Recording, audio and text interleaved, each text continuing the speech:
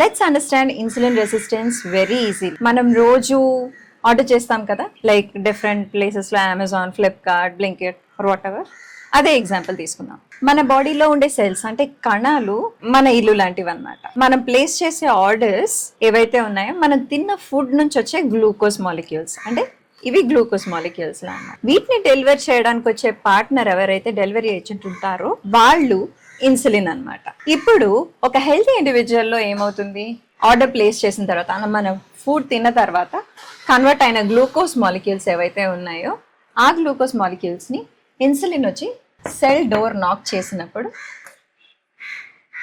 ఆ person respond అయ్యి parcel తీసుకుంటారు, విచ్ ఇస్ ఫ్రీ ఫ్లో. అంటే గ్లూకోజ్ సెల్స్లోకి వెళ్ళి ఎనర్జీ కింద కన్వర్ట్ అవుతుంది. ఇన్సులిన్ రెసిస్టెన్స్లో కూడా మనం తినే ఫుడ్ అంటే ఏవైతే మనం ప్లేస్ చేస్తున్నామో orders and delivery agent insulin కరెక్ట్గానే పనిచేస్తున్నాయి, వచ్చి డోర్ నాక్ చేస్తున్నారు. బట్ మనం రెస్పాండ్ అవ్వట్లేదు, డోర్ ఓపెన్ చేయటం లేదు. అంటే సెల్స్ ఈ గ్లూకోజ్ మాలిక్యూల్స్ని యాక్సెప్ట్ చేయటం లేదు.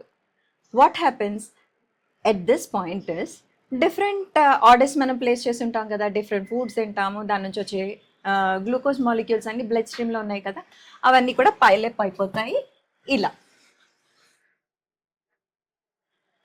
ఓకే, ఈ కండిషన్లో ఎలా అయితే ఆర్డర్స్ పైలప్ అయిపోయాయో అలాగే మన బ్లడ్ స్ట్రీమ్లో గ్లూకోజ్ పైలప్ అయిపోతుంది.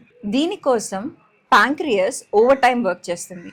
బీటా సెల్స్ త్రూ ఇంకా ఇన్సులిన్ ప్రొడ్యూస్ చేసి నార్మల్సీని క్రియేట్ చేయడానికి. ఇలాగా over a period of time మనం అలాంటి ఫుడ్ని డంప్ చేస్తూ ఎక్సర్సైజ్ లేకుండా ఇవన్నీ చేస్తున్నప్పుడు ఏమవుతుందంటే at a certain point in time pancreas నేను పని చేయలేను మొర్రో అని చెప్పేసి పని చేయడం ఆపేస్తుంది. అదే టైప్ 2 డయాబెటీస్ కండిషన్.